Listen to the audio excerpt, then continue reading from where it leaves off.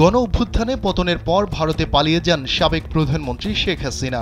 এরপর থেকেই পাকিস্তানের সঙ্গে বাংলাদেশের সম্পর্কের উন্নতি হতে থাকে। এরই ধারাবাহিকতায় বাংলাদেশের প্রধান উপদেষ্টা অধ্যাপক ডক্টর মোহাম্মদ ইউনূসকে ইসলামাবাদ সফরের জন্য আমন্ত্রণ জানায় পাকিস্তান। আর দেশটির সেই আমন্ত্রণ গ্রহণও করেছেন প্রধান উপদেষ্টা। সংবাদ মাধ্যম এক্সপ্রেস ট্রিবিউন এক প্রতিবেদনে এই তথ্য জানিয়েছে।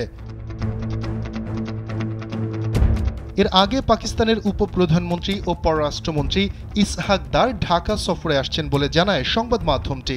বলা হয়, রাষ্ট্রীয় আমন্ত্রণে আগামী মাসেই বাংলাদেশ সফর করবেন তিনি।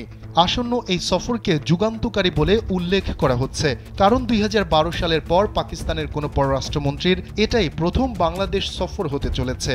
শুক্রবার পাকিস্তানের সংবাদ মাধ্যম এক্সপ্রেস ট্রিবিউন এক প্রতিবেদনে এই তথ্য জানিয়েছে। এর আগে বাংলাদেশকে পাকিস্তানের হারিয়ে যাওয়া ভাই আখ্যা দিয়ে যে কোনো উপায়ে ঢাকার পাশে থাকার কথা জানান ইসহাক দার। গেল বৃহস্পতিবার রাজধানী ইসলামাবাদে এক সংবাদ সম্মেলনে ইসহাক দার এই মন্তব্য করেন বলে জানিয়েছে দেশটির ইংরেজি দৈনিক মিনিট মিরর। পাকিস্তানের কূটনৈতিক বিচ্ছিন্নতা 1 বছরের মধ্যে শেষ হয়েছে বলেও সংবাদ সম্মেলনে মন্তব্য করেন ইসহাক দার। বলেন, আমাদের পররাষ্ট্র দফতর বলেছে আমরা অর্থনৈতিক কূটনীতি অনুসরণ করব। সেখান থেকেই ঢাকা সফরের ইঙ্গিত দিয়েছিলেন তিনি।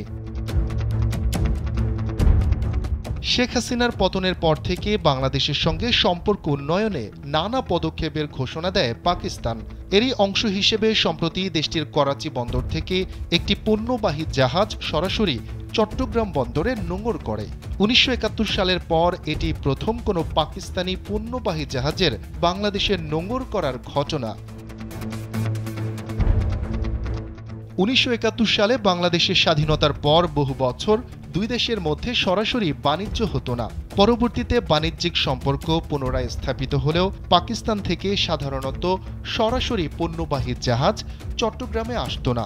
সে দেশের পণ্যবাহী জাহাজ প্রথমে শ্রীলঙ্কায় কন্টেইনার খালাস করত, এরপর জাহাজ বদল করে সেসব কন্টেইনার বাংলাদেশে প্রবেশ করত।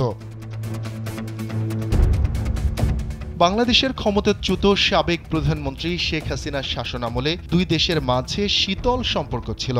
2009 সালে আওয়ামী লীগ ক্ষমতায় আসার পর থেকে পাকিস্তানের সঙ্গে আমদানি রফতানি কার্যক্রম সীমিত হতে থাকে। তখন নিরাপত্তার কারণ দেখিয়ে পাকিস্তান থেকে আমদানি করা অধিকাংশ পণ্য লাল তালিকাযুক্ত করে জাতীয় রাজস্ব বোর্ড NBR। অধ্যাপক ডক্টর মোহাম্মদ ইউনূসের নেতৃত্বাধীন অন্তর্বর্তীকালীন সরকার ক্ষমতায় আসার পর পাকিস্তানের অনুরোধে গেল 29 সেপ্টেম্বর লাল তালিকা থেকে মুক্ত করা হয়েছে দেশটির সব ধরনের পণ্য। তবে শুধু এক্ষেত্রে নয়, বাংলাদেশ এবং পাকিস্তানের সম্পর্ক উন্নয়নে আরও অনেক তৎপরতাই পরিলক্ষিত হচ্ছে। শফিকুল ইসলাম শান্ত, কালবেলা ডেস্ক।